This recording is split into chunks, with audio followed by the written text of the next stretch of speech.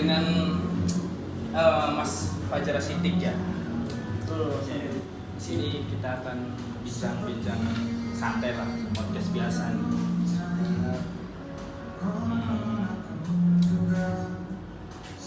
Langsung saja Mas, kita akan mempertanyakan dari yang pertama itu. Yang pertama, bagaimana sih Mas menceritakan tentang negara diri Anda? Mas Andri, mungkin kalau dari gue sendiri yang menceritakan diri gue sebagai apa ya? Mungkin gue adalah tipikal orang yang mungkin banyak orang yang bilang gue agak keras, agak kasar, agak galak gitu kan. Ya, terus gue gak menyalahkan mereka karena memang gue juga tahu itu karakter gue kan. Juga mungkin ada yang bilang kayaknya supaya ini orangnya begini ya. Memang orangnya ya seperti itu adanya gitu lah. Karena mungkin dari latar belakang gue yang dulu gue mengajar di Jakarta dan gue pernah tinggal di Jakarta juga, mungkin itu yang banyak banget mempengaruhi karakter gue sekarang lah. Ya, kayak gitu. Oke, next. Pertanyaan kedua yaitu siapa yang peduli dengan kita? Sebetulnya kalau dari gue sendiri itu yang pasti orang tua. Kalau gue sendiri kalau ditanya siapa yang paling peduli, orang tua, nggak ada lagi Pak. Orang tua gue, teman-teman gue bisa pada pergi ketika gue lagi susah. Sahabat-sahabat gue bisa pada punya kesibukan yang lain, tapi kalau orang tua tuh menurut gue the best of person gitu ya, maksudnya orang terbaik dalam hidup gue ya orang tua gue gitu.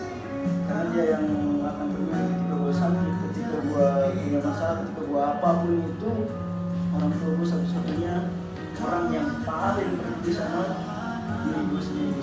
Jadi menurutnya gitu bang, ya jawabannya orang tua. Oke. Yang ketiga, apa itu cinta sih? Menurut Mas Fajar itu? Apa itu cinta? Pertanyaannya agak sedikit ini. Cinta menurut gue sebetulnya kalau gue sendiri gue nggak bisa mendefinisikan secara definitif, gue nggak bisa mendefinisikan apa itu cinta gitu kan. Tapi kalau gue pribadi, gue mengambil pendapat dari seorang filsuf klasik dari Plato lah.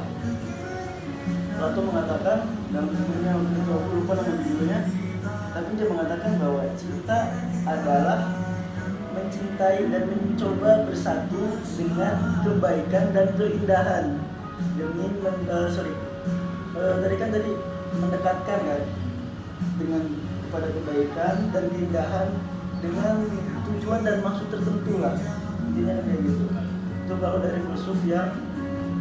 Kalau dari filsuf muslim ada namanya Ibnu Sina, dia juga pernah mengatakan bahwasanya cinta adalah rasa ingin bersatu dengan Tuhan.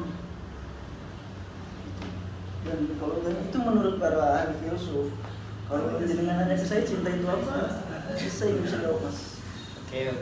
Terlalu berat tuh. Iyalah, lagi coba. Saya salah ya. Ya seperti itu lah. Oke, lanjut ya. Pertanyaan yang keempat, apakah kamu mencintai tubuhmu?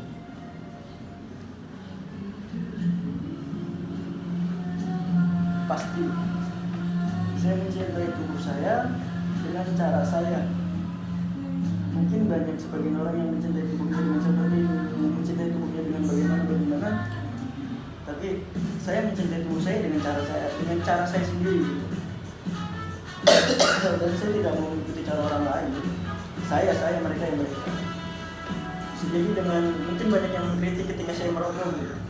Bagaimana mungkin kamu mencintai dirimu sedangkan kamu sendiri merokok? Karena tubuh saya perlu rokok, udah gitu aja lah gampangnya. Jadi saya mencintai diri saya, tapi dengan cara saya sendiri. Seperti itu. Oke, lanjut pertanyaan kelima. Kemana kamu harus kembali di saat sedang tidak baik-baik saja?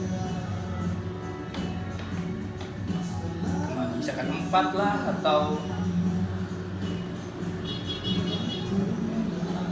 tongkrongan lah atau apa lah gitu. Kalau dari saya pribadi mungkin ya walaupun dengan karakter gua yang seperti ini gitu ya, yang terkenal baru, yang terkenal apa segala macem, gua tetap balik ke pelukan orang tua gua. Ke pelukan ibu gua itu tempat pulang ternyaman. Setelah sekian banyak gua mengalami kejadian-kejadian yang melelahkan lah gampangnya ya, melelahkan pendidikan, tetap gua akan kembali ke pelukan orang tua gua. Dan gua gak bisa bayangin betapa hampanya hidup gue tanpa orang tua gitu ya. Walaupun dia bilang "Lu kan udah mandiri, udah ini udah itu", iya tetap semandiri-mandirinya laki-laki. Kalau ketemu sama ibu sama orang tua itu pasti. Jadi gue bakal baca itu tentang orang tua gue. Oke, selanjutnya berarti pertanyaan ke-6 ya. Apakah kamu masih terpaku pada perkataan orang lain? Apakah kamu masih terpaku terhadap perkataan orang lain? Tidak. Tidak. Sama sekali tidak. Saya tidak pernah mementingkan pikiran orang lain. Karena gini Mas Andri, mungkin Anda juga lebih paham lah. Iya. Ketika kita mengikuti standarisasi orang lain gitu, nggak bakal selesai Pak. Kita pakai pakaian yang semrawut lah, kita katakan aja pakaian yang berandal gitu ya, dikomentarin. Ketika kita pakai pakaian yang bagus, yang alim gitu, yang sopan, dikomentarin lagi. Tumben amat pakai pakaian bagus, kan gitu kan? Iya. Jadi nggak ada habisnya. Maka dari itu saya tidak mementingkan lah perkataan orang itu. Terserah dia mau ngomong apa.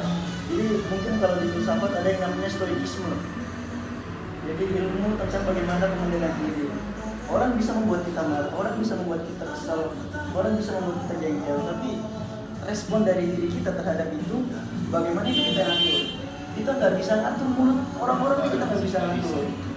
Tapi kita bisa mengatur diri kita sendiri.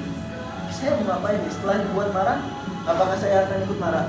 Apakah saya akan sabar? Justru itu ada dalam diri saya. Jadi saya bukan orang yang ya mungkin kalau nggak sehat, oke lah.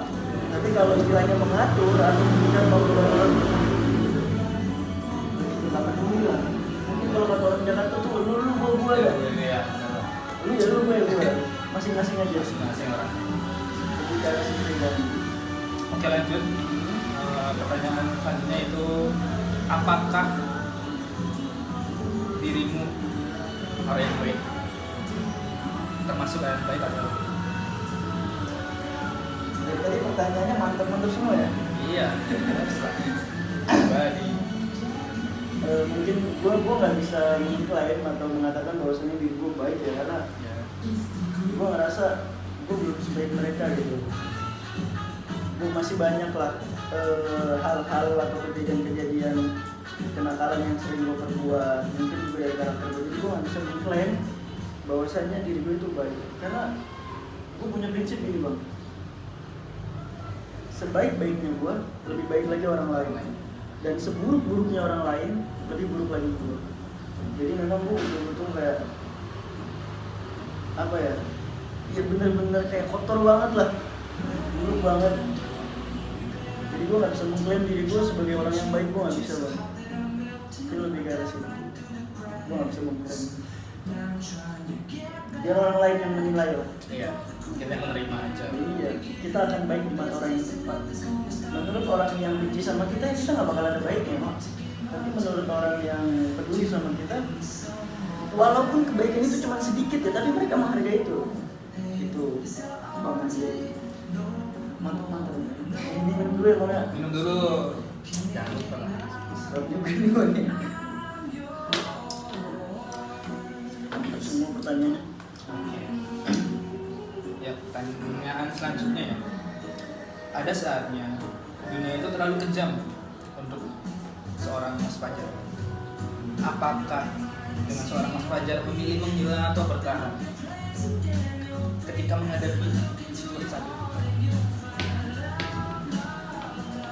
kan dunia kejam sama diri gue lebih pilih pilihan yang kedua sih tadi.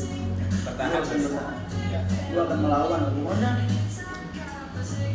ini kan kaitannya pasti dengan masalah gitu kan. Dan yang namanya masalah, yang gue pahami adalah yang namanya masalah itu harus dihadapi, bukan dihindari. Ya lo harus menghadapi masalah itu sebagaimana lo diciptakan. Lo harus menghadapi masalah lo seperti layaknya seorang laki-laki lah, seorang gladiator. Mungkin kalau daerah Romawi sana itu kan, Kekaisaran Romawi, lo harus menghadapi masalah itu layaknya seorang gladiator. Jangan dicengin, ada masalah gila, ada masalah dihindari. Itu bukan tipikal gue banget. Kalau ada masalah hadapi, Selesai. Selesai. Lebih ke arah situ. Jadi gue lebih buat bertahan kemudian melawan. Iya benar. Kalau bertahan doang bonyok pak. Benar. Iya, makanya gue lebih ke ngelawan sih. Gak bisa, gue lebih ke arah situ. Oke, next. Pertanyaan sangat wah. Pilih miskin atau kaya? Pilih miskin atau kaya?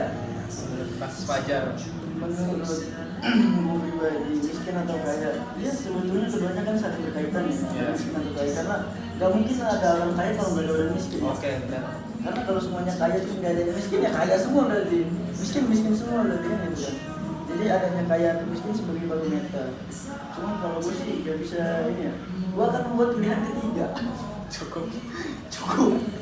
Karena jadi orang yang cukup gitu. Iya. Orang kaya belum tentu cukup pak. Kurang terus sampai. Jadi gue tipikal orang yang cukup lah. Karena orang kaya belum tentu cukup, tapi orang cukup itu udah pasti kaya. Segala-galanya itu. Oke.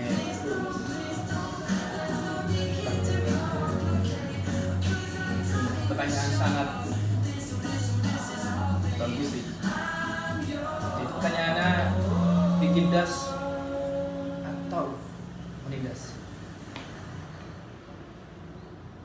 Gue tipikal orang yang ambisius, keras kepala juga, dan gue nggak mau diatur. Jadi untuk pertanyaan itu ya gue lebih milih daripada gue ditindas, mendingan gue yang menindas. Oh, oke. Benar. Gue lebih milih ke situ. Jadi gue lebih memilih jadi ikan besar di kolam yang kecil daripada jadi ikan kecil di kolam yang besar. Karena gue nggak mau jadi babu, gue nggak mau diatur pak. Gue nggak mau diatur, harus gue yang atur.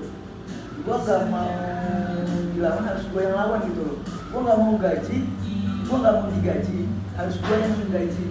Itu ambisiusnya gue. Jadi kalau pertanyaan tadi, gue nggak mau ditindas pak. Gue yang menindas gak apa-apa dah. Mungkin agak sedikit, mungkin pertanyaan jawaban gue mungkin agak sedikit kontroversial ya.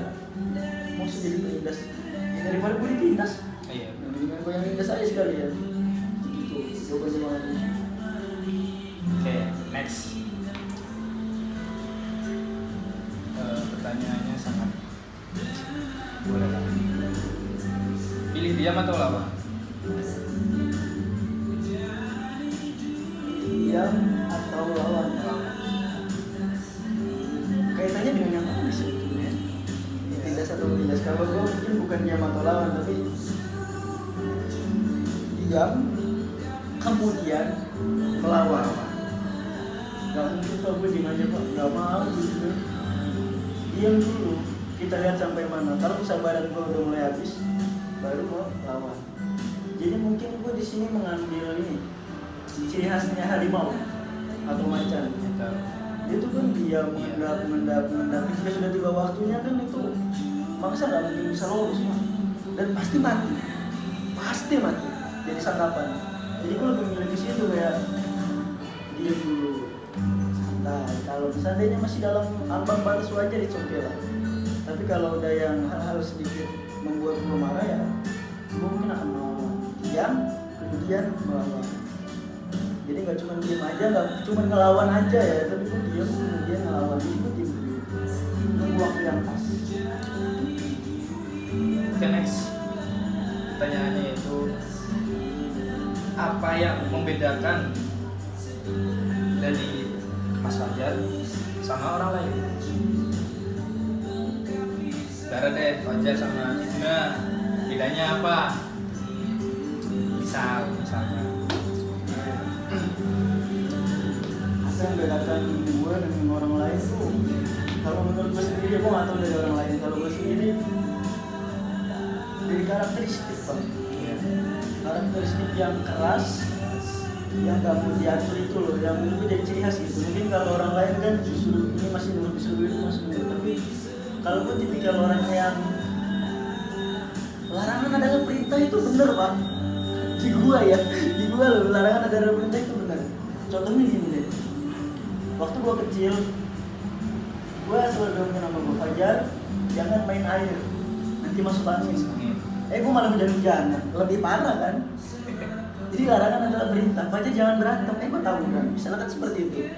Gitu, jadi larangan adalah perintah, dan itu yang membedakan gua mungkin dari karakteristik gua ngerasa gua punya jiwa kepemimpinan yang nggak baik-baik banget, tapi setidaknya mencukupi lah. Kalau gue pribadi itu yang membedakan gue dengan kebanyakan orang lah. Dan gue tipikal orang yang lebih bodoh amat sih dengan pendapat orang lainnya. Gue nggak mikirin banget gitu. Gue lebih darah sih. Bukan yang gimana ya. Bakal dulu emangnya. Oke. Ya, sambil bakar-bakar kita lanjut guys ya. Adakah tempat yang membuat Mas Fajar itu nyaman? Tempat yang konteksnya. Ya, konteks tempat. Entah itu mau di laut lah atau di kampus kan bisa juga kan. Sebenarnya kalau gue tipikal orang yang seneng alam juga, seneng petualang juga, seneng alam-alam liar juga. Jadi kalau tempat paling nyaman ya sebetulnya ada beberapa ya. Mungkin kalau gue biasa itu di laut dengan kesunyiannya gitu kan, laut malam gitu ya, gue merenung aja, gue merenung ngopi gitu kan, adem. Jadi mungkin kadang-kadang gue juga mancing malam gitu kan, mancing lah malam-malam kan. Jadi gue nggak peduli gue dapat ikan atau enggak, tapi kesunyiannya itu loh bang, kesunyian di malam hari di tengah-tengah laut tuh enak gitu loh. Iya. Dengan suara deburan ombaknya, angin yang Sejuk banget lah ini. Iya, burung-burung mungkin ya kan, juga hewan-hewan kecil yang menemani malam gua mungkin di pinggiran laut gitu, gua lagi mancing atau apa. Tuh. Kemudian yang kedua adalah rumah itu pasti rumah paling nyaman. Mungkin gak semua orang seperti itu, tapi kalau gue pribadi pasti rumah tempat paling nyaman. Ketika gue lelah, ketika gue apa, gue pasti ke rumah. Kemudian juga ke pasangan juga sih pasti. Jadikan aku rumah tempat nyamanmu. Itu baiti janati itu benar. Rumahmu adalah surgamu. Iya benar. Benar loh. Jadi pasangan gue adalah salah satu tempat paling nyaman lah menurut gue. Ketika gue lelah, bisa jadi tempat bercerita, tempat pulang. Dan intinya pasangan yang baik lah. Karena menurut gue gini bang, laki-laki itu ya soal nafsu dia bisa beli bang, soal makan bisa ya beli juga, soal beres-beres rumah bisa nyewa ya. Tapi bagaimana kita mencari tempat pulang paling nyaman, menurut gue ya pasangan yang baik. Bakar dulu guys.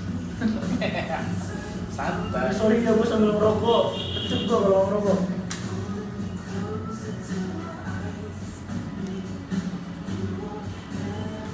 Next. Apa yang Mas Fajar lakukan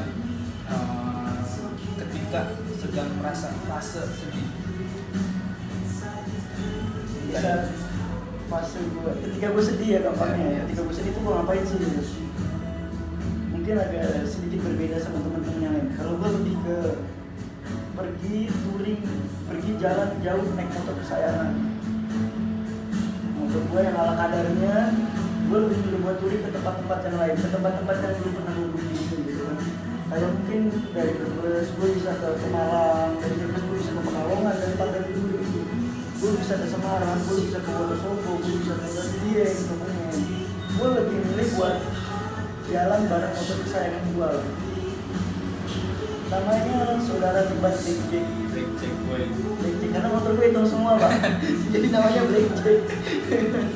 Itu mungkin buat sebagian orang aneh, tapi ya itulah gua. Kadang-kadang gua malah ngajak ngobrol motor gua loh, kalau lagi sedih jujur ya, ini mungkin agak aneh ya. Gua di motor tuh sedih, gua kadang ngobrol sama Jack sama temen sudah Jack, gimana itu. Ya memang dia nggak ngejawab, tapi gua ngerasa lebih plong, lebih puas. Kemudian yang kedua, dia tuh cerita sama pasangan gua.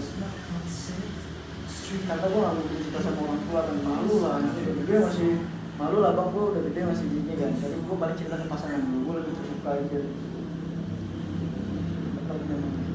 Oke, yang terakhir ya Mas,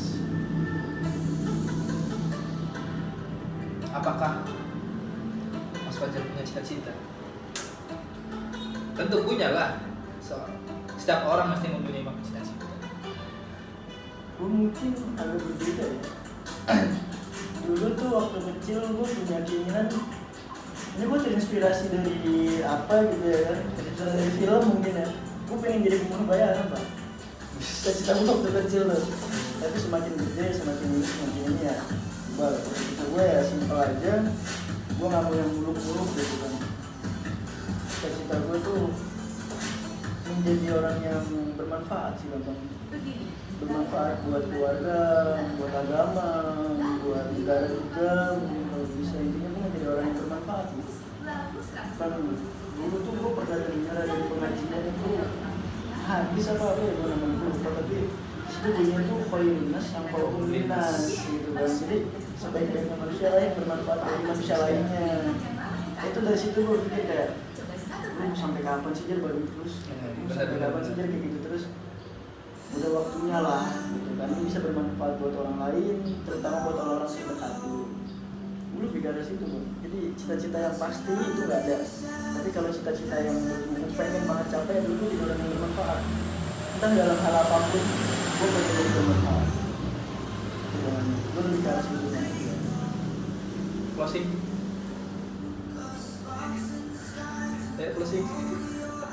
Closing statement apa gimana ini? Ya, mungkin kalau dari gue buat temen-temen yang nonton cerita tadi ya, mungkin buat kenakalan-kenakalan gue nggak patut ditiru, ambil baiknya, dibuang buruknya aja. Jadi kayak gitu ya. Mungkin itu aja sih, kan kita ngobrol-ngobrol nyantai bang Andri sambil ngopi di sini.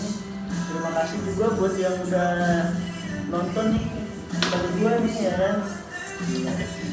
Jangan lupa like, subscribe, dan di-share lah ini banyak-banyaknya, dan komen yang baik-baik. Mari kita sepakat untuk tidak sepakat. Terima kasih. Terima kasih semuanya.